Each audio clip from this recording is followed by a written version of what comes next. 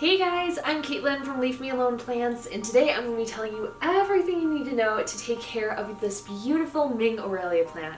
Now, these plants, in my opinion, are so underrated. I think the ginseng ficus and kind of other similar bonsai style trees, are a lot more popular than this guy, and I don't really know why. I literally think that this plant is so cool. It looks like this little miniature forest growing inside your house.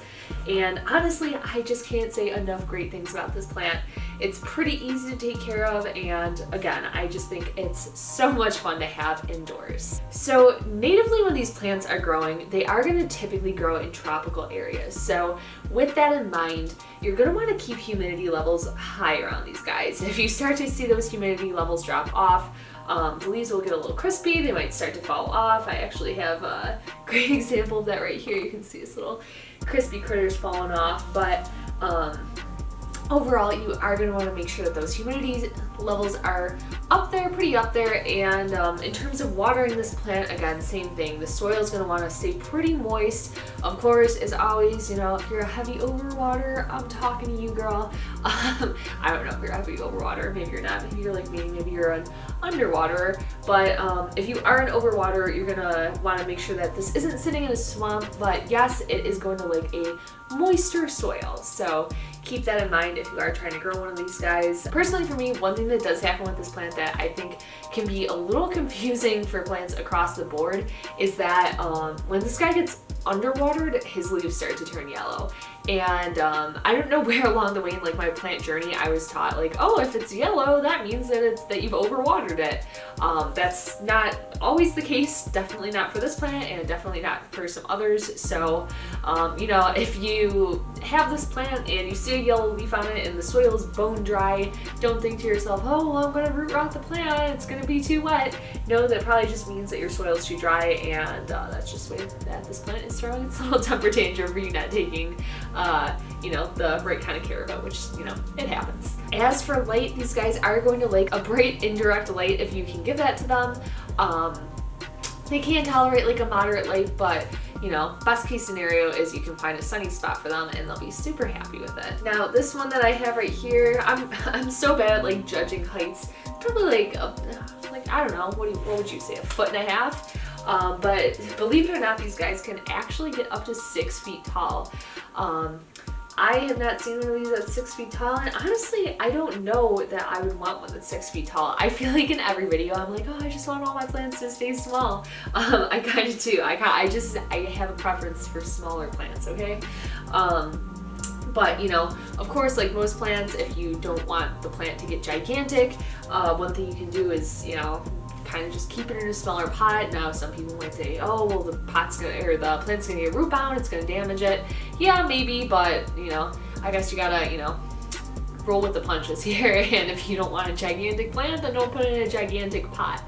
On the flip side of this, something I feel like I don't mention very often, that was a mistake that I started making when I first got into plants, was I bring a plant like this home from the store, and I would literally put it in this gigantic pot.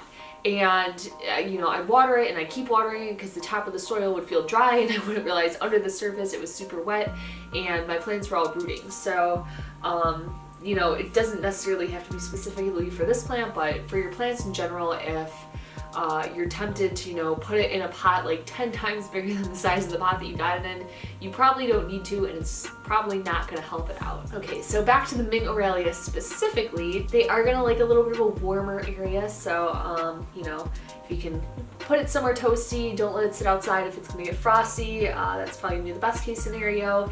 So one mistake that I made with this plant, and it took me so many like trials of putting different plants here. On my coffee table, I have this beautiful, bright, indirect light, and I kept putting plants there, and I kept putting plants there, and they all kept dying, and I couldn't figure out why. And then one day I'm laying on my couch, and I look up, and I realize that the air conditioning vent is right above where I was putting all these plants. It was blowing on it. It was blowing this like frigid, drafty, cool air onto these plants, and this plant in particular, if you have a spot like that in your house, it's not going to like it. It doesn't want any part of it. So be sure that you, if you're doing that it's not under a drafty area. Let's give you guys a little close up because I feel like I haven't showed you this plant close up yet. I'm sure you guys are sick of looking at my face. I can never remember if I like show the plants close up. I need to be, I need to get like that second camera action like Severino, because she's like the top down, which is so cool. But yeah, and then I guess just the last thing is if you wanted to propagate this plant, you can. It's, you know, it's one of those plants, it's not super easy to propagate. Knowing my track record for propagation, I don't think I would probably go for it, but if you do desperately want to propagate this plant, you're not going to want to, you know, come in here and chop down this like super woody barky piece in here. Instead, what you're going to want to do is, for instance, like look for a piece like this where it's still very green and like a smooth piece of the stem. You're going to want to cut it there and try to propagate that piece. So if you just cut off one of these woody barky pieces, chances are you're going to have a lot lower rate of success for trying to propagate it. That is all I have for today on our video about the Ming Aralia. If you have any questions that I did not answer in this video, then of course drop them in the comments down below and I will do my best to get back to you guys. Thank you guys so much for watching this video. If you haven't already, hit that like button and don't forget to hit that subscribe button for more videos on plant care and just fun plant stuff in general. Thanks so much for checking out this one, and I hope to see you guys in the next video.